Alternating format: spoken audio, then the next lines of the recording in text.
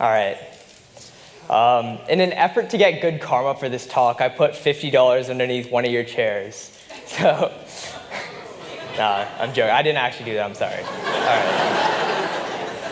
Let me start by telling you a simple story about a life-changing tea-making experience. It was a Sunday morning, and I was making tea for my parents. Nothing special, right? You get the milk, you get the tea bag, you heat the water, get some sugar, mix it all together. It takes about 10 minutes of work.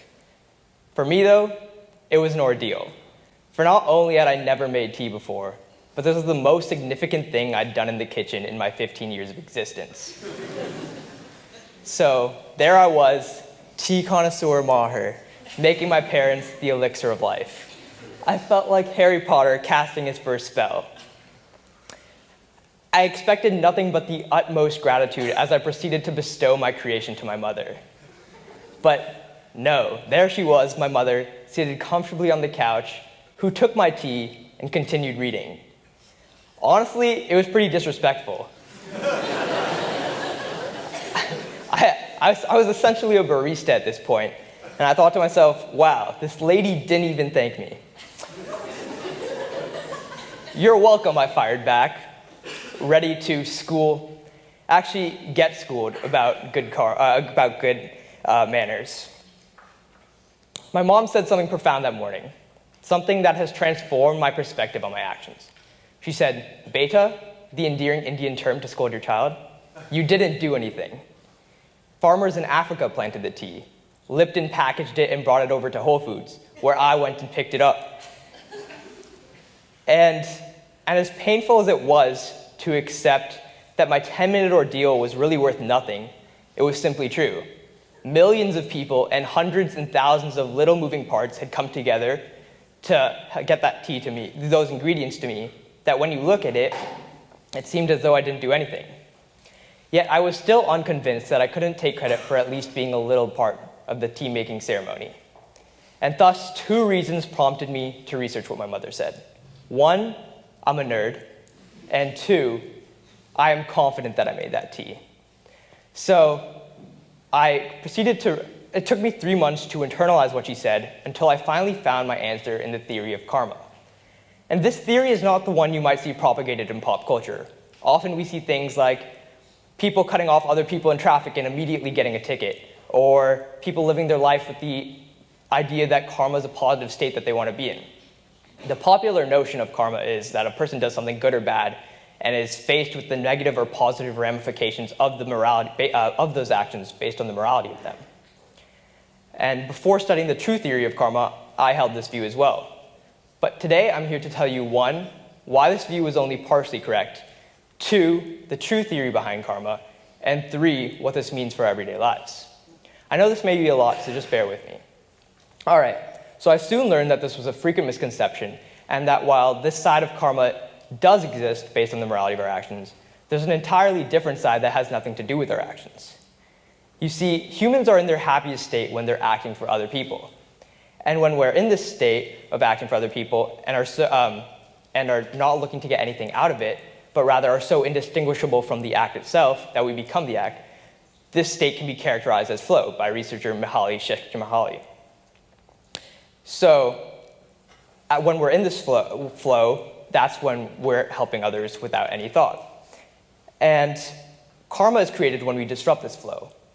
And the way we disrupt this flow is by putting ego into our actions. And this ego is something that exists within everyone, that acts like a sense of doership, or exists when we take credit for our actions. To explain further, karma can be created at 3 stages. These are before, during, and after an action. At these 3 different stages, the manifestation of ego alters the outcome of our actions because we are disrupting this flow. When we create karma before an action, that is when we have the urge to help, but decide not to due to our own comfort and belief that helping someone else would disrupt that comfort. This could be like if a friend asked me for help on their homework and I said no because I'm too busy watching the latest episode of Riverdale in bed. Or if I was asked to help clean the house, but I'm too tired and I want to sleep.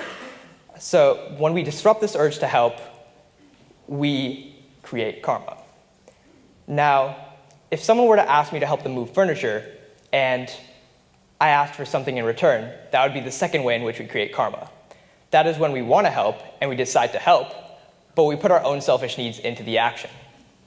The last way in which we create karma is when we do the action, and we complete our urge to help, but after the action, we take credit for doing it. This could be like me taking credit for making the tea for my mom. So these three ways that we put our ego into our actions is how we create karma and how we disrupt this flow. What I just said could be modeled like this. So action plus ego equals karma. You see, the next time you're making tea, you should keep in mind that all you're doing is aggregating the contents created by millions of other people and creating the illusion for you and others that you yourself are the person making the tea. For all practical purposes then, imagine if you had no utensils, no gas, no power, and no ingredients, and I asked you to make a cup of tea. What would that tea look like? That's the point. You see, karma is something you create when you foster the illusion that you did something. So the next time you create tea, keep in mind that you shouldn't create karma.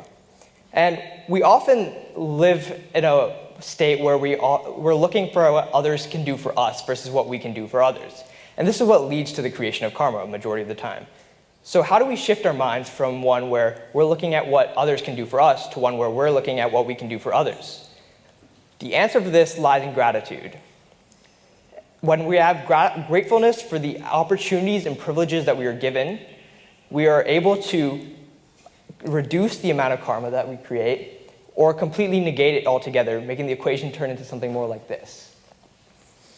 So, how can we be grateful for things like homework and chores when they're just so mentally taxing?